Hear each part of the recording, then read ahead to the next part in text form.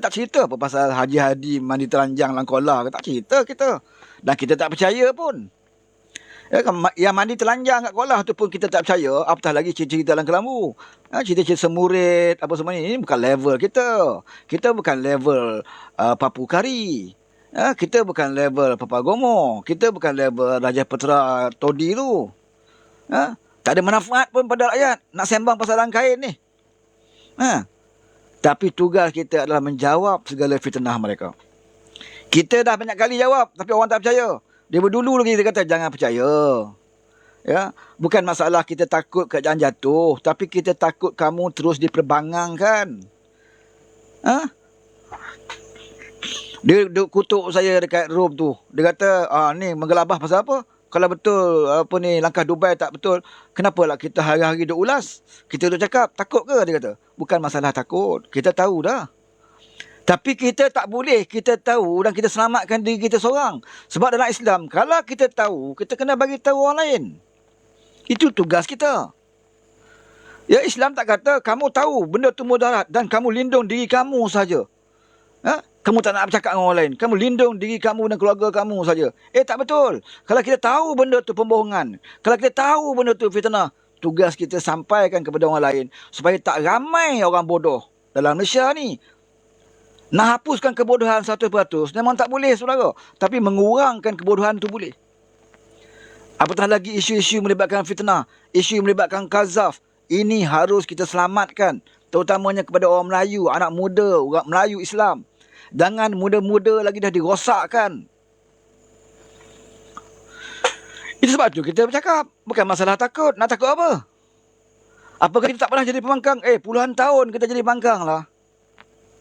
Apa tak pernah kita mengalami kejatuhan kerajaan? Kita dah dikhianat lah. Dah jatuh pun jadi kerajaan. Nak takut apa? Tak takut. Yang takut tu kamu. Kamu ni tak pernah jadi pembangkang ni. Kamu ni yang berdepan dengan puak-puak penyakau-penyakau ni. Ni pemimpin kamu ni. Kalau dah daim tu yang pakat tun pun kena siasat. Kamu siapa? Jagon. Kalau tun pun Anwar langgar, tak pernah dibuat oleh Perdana Menteri sebelum ini, yang berani langgar tun, anugerah paling tinggi adalah tun, tahu tak? Anugerah yang beri oleh raja-raja ni, paling tinggi pada seorang adalah tun. Tak ada atas pada tu. Kalau dekat negara barat sana, dekat Britain sana, dia panggil Sir lah. Kalau siapa dapat anugerah Sir tu, hebat lah tu. Kan? Orang tak lawan, habislah tinggi tu. Di Malaysia ni anugerah paling tinggi ada tun. Sebab itu Perdana Menteri yang lepas, yang sebelum ini, mana berani nak dawa tun? Tan Sri ada lah, Datuk Sri mungkin ada lah. Tan Sri, Datuk Sri pun tak banyak. Tak berani nak sentuh. Sebab mereka dah taikun-taikun yang bagi makan ke parti-parti politik ni. Sebab itu pemimpin politik tak berani nak sentuh. Mengharapkan duit haram daripada mereka. Sebab itu mereka tak sentuh. Tapi Anwar Ibrahim, daripada orang bawahan, office boy ke, cikgu sekolah ke, polis berpangkat constable ke, private ke, yang melakukan rasuah, tetap akan kena sampailah ke peringkat tun. Ada menteri lain yang berani buat macam tu? Semua akan diselamatkan. Yang kena constable polis lah. Yang rasuah RM20, RM30, itu yang kena. Yang tun-tun ni, selamat saudara. Selamat. Sebab Tun Daim ni orang yang paling takut kalau Anwar jadi Perdana Menteri.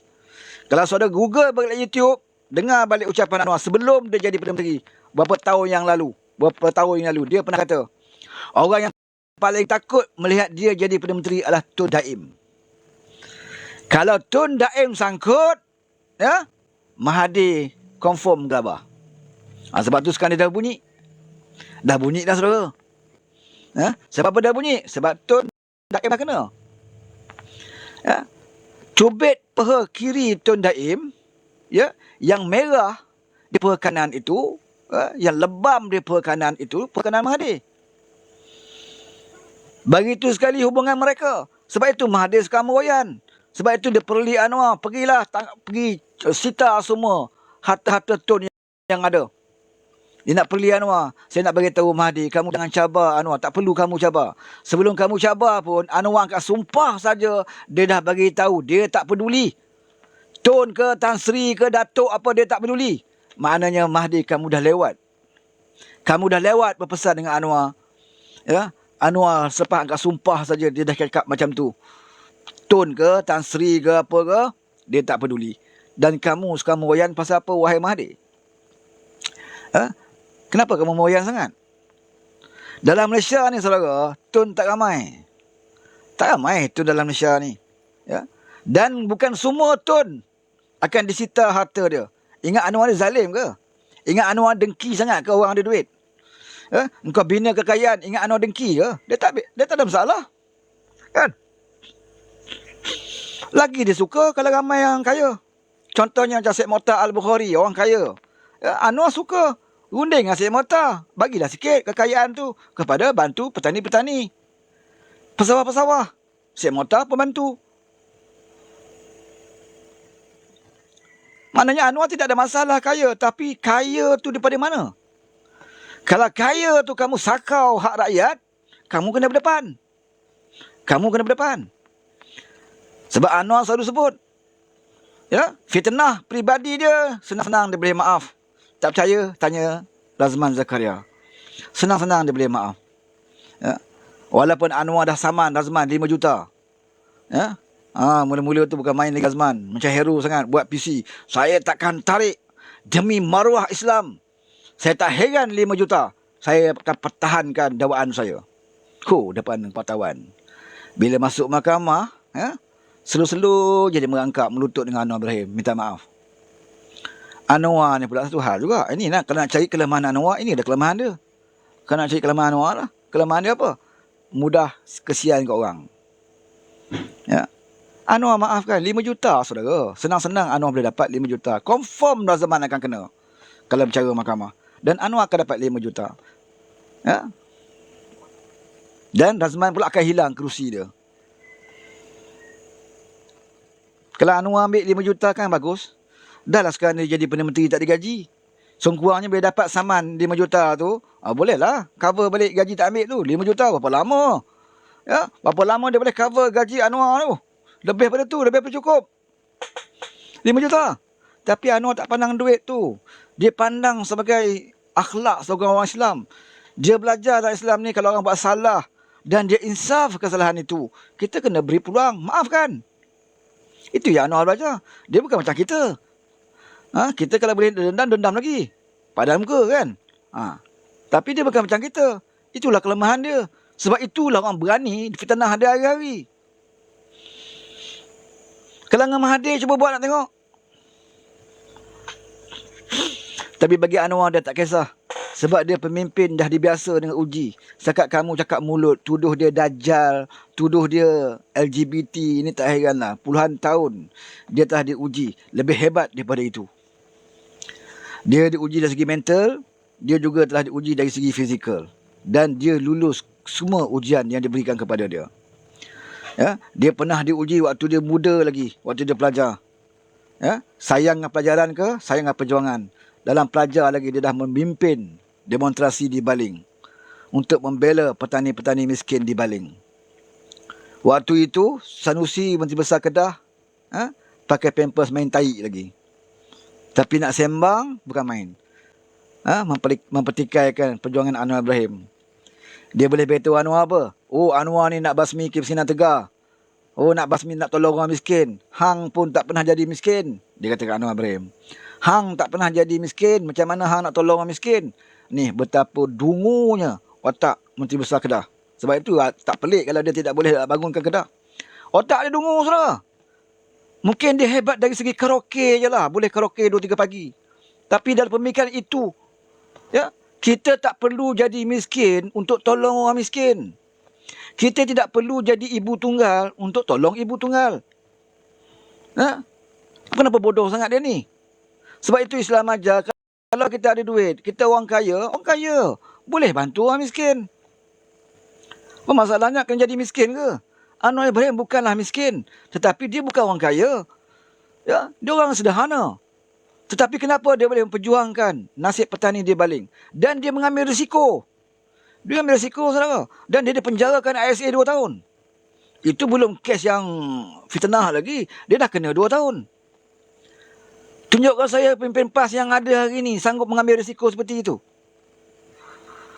Kalau ada pun di kalangan pemimpin PAS yang pernah masuk penjara, semua tu dah keluar lah sekarang ni. Berada dalam Pakatan Harapan. Mereka berada dalam Parti Amanah. Sebab itu Anwar tak heran. Hari ni kau cakap lah apa pun dia. Dia dah lali. Sebab Tuhan dah uji dia. Daripada muda lagi. Tuhan uji dia. Kemudian Tuhan uji dia dengan kesenangan. Ada orang ni, ya, dia boleh berjuang, dia kuat berjuang waktu dia diuji dengan kesusahan. Waktu dia susah, dia kuat berjuang, saudara. Tapi bila Tuhan uji dengan kesenangan, dia lupa diri. Tuhan bagi dia senang, dia lupa diri. Dan ada orang waktu senang, hebat. Tapi bila diuji dengan kesusah, dia jadi kecewa. Dah biasa dengan kesenangan, Tuhan uji dengan kesusahan. Ada yang sampai bunuh diri, ada yang sampai gila, tak boleh menempuh kesusahan yang Allah ujikan. Tapi Anwar diuji. Daripada zaman muda dia diuji, seperti mana saya sebut tadi, zaman pelajar lagi.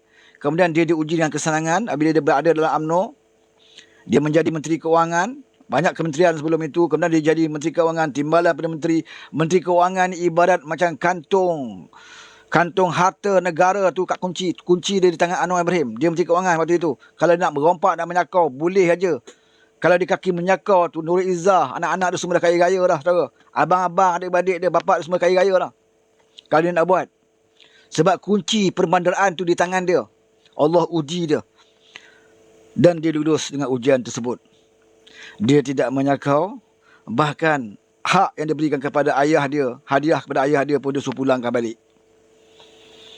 Orang bagi, bukan curi, bukan rasuah. Tapi Anwar kata, tak wajar ayah dia terima hadiah yang sebesar itu, ya, daripada kerajaan Sabah, selagi saya masih lagi menteri kabinet. Kalau ayah tak dapat, bayangkanlah kawan-kawan lain nak minta, dapat ke tak dapat.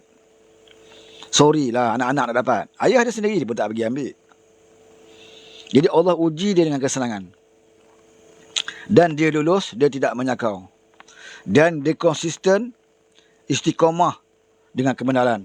Sehingga kan sebab tu sebelum dia dipecat, Mahathir bagi kata dua kepada Anwar Ibrahim. Kamu nak letak jawatan ataupun kamu akan berdepan dengan kes mahkamah. Kamu akan dibawa diseret ke mahkamah. Kalau kamu letak jawatan, kamu dapat pencen timbalan pada menteri. Bukan sekadar itu, Mahathir nak tawarkan dia pegang satu JLC yang besar. Maknanya kamu letak jawatan, pencen timbalan pada menteri dapat, kemudian dapat pula jawatan JLC. Ini yang Mahathir tawarkan kepada Anwar Ibrahim. Dia suruh Anwar tak jawatan. Kalau tidak, kamu hilang pencen. Pencen timbalan pada menteri akan hilang dan kamu akan merengkok dalam penjara. Ini kata dua Mahathir Mohamad. Dan Anwar pilih apa? Saya tak takut sebab saya berada di pihak yang benar. Sebab itu akhirnya dia dipecat. Bukan sekadar dipecat. Ya, dia dizalimi, difitnah dan dimasukkan ke penjara. Kalau tidak, Anwar ambil pilihan yang paling mudah. Buat apa nak susah masuk penjara sampai kena tumbuk lebam biji mata? Ya? Pencen pun tak ada. Hilang. Lebih baik dia ikut cakap Mahathir. Pencen dapat. Kemudian gaji bulanan dapat lagi bila pegang JLC. Sampai ke pegang Petronas nak ditawarkan. Dia silap orang. Dia silap orang dia nak beli. Dia ingat maruah Anwar itu semurah itu. Ni Mahathir. Sebab itu dia dendam tak habis-habis dengan Anwar Ibrahim sampai hari ni, saudara. Sampai nak mampus. Dia anggap Anwar ni musuh ketat dia. Sebab dia tahu. Ya, dia tahu. Anwar lama bekerja dengan dia. Apa perangai Mahathir dengan kawan-kawan yang tak ada dalam pengetahuan Anwar. Dalam poket Anwar Ibrahim. Sebab tu yang PN sekarang duduk bising. Mana dia 6 kotak. Ya? 6 kotak ni tunggulah. Ya? Sekotak dah buka dah KDM ni. Tunggu. Kita tak peduli berapa kotak yang ada. Tak dapat banyak, sikit pun tak apa. Ya? Tak dapat banyak, sikit pun tak apa. Sebab kita nak tunjukkan kepada rakyat Malaysia bahawa penyakau-penyakau tidak akan selamat di bawah kerajaan perpaduan. Itu saja noktah dia.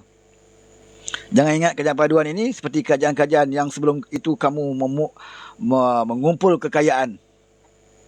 Ha? Jangan ingat PMX ini orang yang takut. Ya, kerana kamu ada tun. Ya? Setakat tun tak payah nak berlagak lah. Jangan ingat kamu kebal. Sebab tu orang dulu kata, oh, sampai menjadi kepercayaan kepada orang Melayu. Siapa dapat tun, dia akan tidak dibolehkan dia ambil tindakan di mahkamah. Dia kebal kalau dapat gelaran tun. Hari ini Anwar buktikan itu semua adalah salah. Tun ke tak tun, kamu manusia biasa.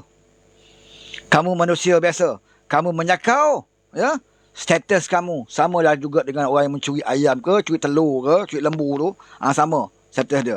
Mana tetap bersalah dan akan dibicarakan. Ya? Tak kira lah kamu tun ke tak tun. Ini cara Anwar buat. Dia nak buktikan pada orang. Ya? Kebanyakan percaya bahawa tun itu kebal. Tak ada kebalnya, saudara. Tak ada kebalnya. Ya? Salah, tetap salah. Penakau, kamu kena jawab. Kalau kamu betul, bebas. Apa masalah dia? Bukan tanah ISA pun. Dah setahun Anwar jadi Perdana Menteri. Tunjukkan seorang yang ditahan tanpa dibicarakan. Tak ada. Zaman Mahathir, saya cerita lah. Tak kira kita nak kira orang yang dipenjarakan tanpa dibicara. Zaman Mahathir. Orang politik kena, orang agama kena. Syekh Darul Arkam pun kena.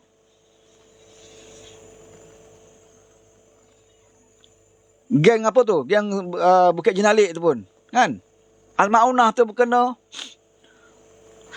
Mana bicara? Main itu cukup.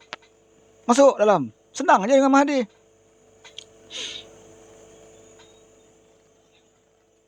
Tu Allah yarham Salim Ayub. Masuk penjara. Pernah masuk penjara. Mahfuz Omar masuk penjara. Sebab apa? Menghalang pasukan kriket Israel masuk ke Malaysia. Itu aja dosa dia. Zaman siapa? Zaman Mahathir.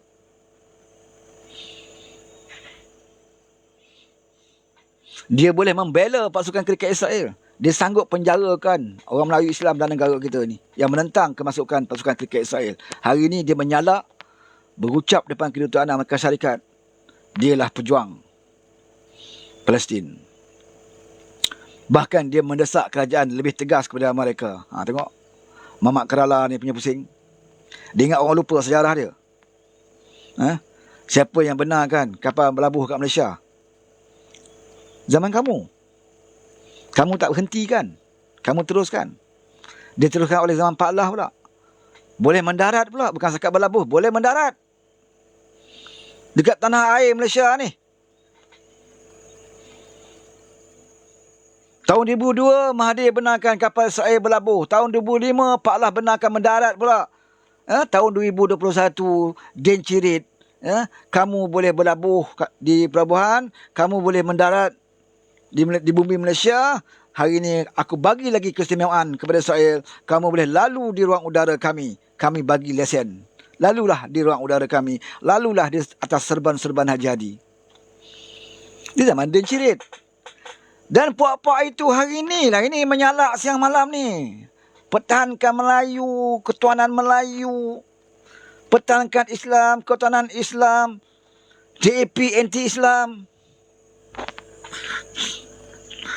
Walhal menteri yang berkaitan yang mengharamkan kapal Israel di pelabuhan itu siapa dia?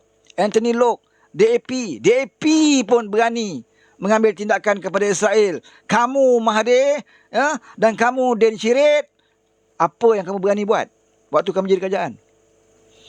Hari ini kamu hina DAP. Tidakkah besar jasa menteri DAP Anthony Locke apabila dia terlibat juga mengharamkan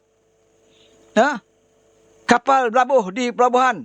Bukan setakat kapal Israel bawa bendera, mana-mana kapal bawa bendera Israel pun tak boleh berlabuh. Bukan setakat bawa bendera Israel, mana-mana negara pun kalau berurusan dengan Israel nak singgah di pelabuhan Malaysia juga diharamkan. Ini tindakan Menteri Pengangkutan Anthony Locke, bukan daripada PAS, bukan daripada Bersatu, bukan daripada Gerakan, tetapi daripada DAP yang kamu hina siang malam itu.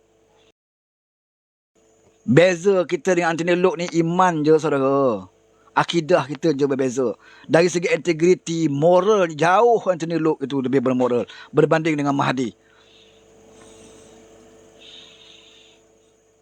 Sebab itu kita kena ada akal fikiran kita orang Melayu. Jangan taksub, jangan jumud.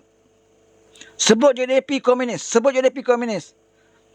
Sampai kita percaya cakap seorang wala untit ada pada batas tu.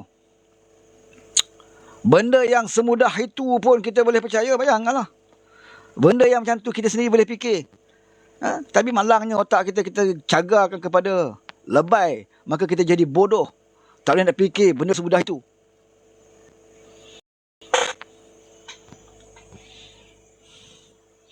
Sebab apa jadi bodoh? Sebab kita mencari rujukan kepada orang-orang yang tak betul. Papa Gomo rujukan kita. Setiap kali live, adalah dia bercerita tentang berapa hari bulan akan jatuh kerajaan. Yang peliknya tu, bila dia bercerita, Mamak Papukari Todi ni, peminum Todi ni, dia boleh menangis. Itulah babak lakonan paling hebat lah tahun 2023. Kita boleh simpan sebagai album. Salah satu aksi-aksi yang menarik tahun 2003, sandiwara Papa Gomo dengan Salim Iskandar. Papa Gomo tukang Temerang, Salim Iskandar pun tukang aminkan dan menangis-nangis saudara. Menangis. Sebab Papa Gomo kata, Jumaat ini kerajaan. Siapa bagi tahu? Mahathir bagi tahu, dia kata. Saya ada dalam meeting Mahathir. Hebat Papa Gomo ni saudara. Boleh meeting dengan Mahathir. Jangan ingat, jangan main-main. Saudara dapat. Dapat duduk satu meja meeting dengan Mahathir. Tak dapat, Papa Gomo dapat. Saudara? Sebab dia tahu. Dia tahu. Dah berapa kali Jumaat lah. Dulu Ogos. Berapa kali Ogos? Lain betul hari Jumaat. Hari dengar cerita ni pula besok pagi. Tadi saya masuk room tu lah tu. Dia kata besok pagi. Tengoklah keadaan, dia kata. Istana terima-terima. Itu hari dia ambil gambar Mak Hassan pergi istana. Dia kata Mak Hassan nak jumpa Agung dah. Untuk menyatakan bahawa UMNO tarik sokongan daripada kerajaan Puan. Rupa-rupanya gambar tu gambar mula-mula dulu. Yang masa lepas pilihan raya tu. Yang Agung minta semua pimpinan parti jumpa kan. Gambar tu dia ambil. Konon itulah gambar terbaru. Mak Hassan jumpa Agung. Nak menyatakan UMNO tarik sokongan. Itu pun Mak Long percaya semua. Mak Long percaya.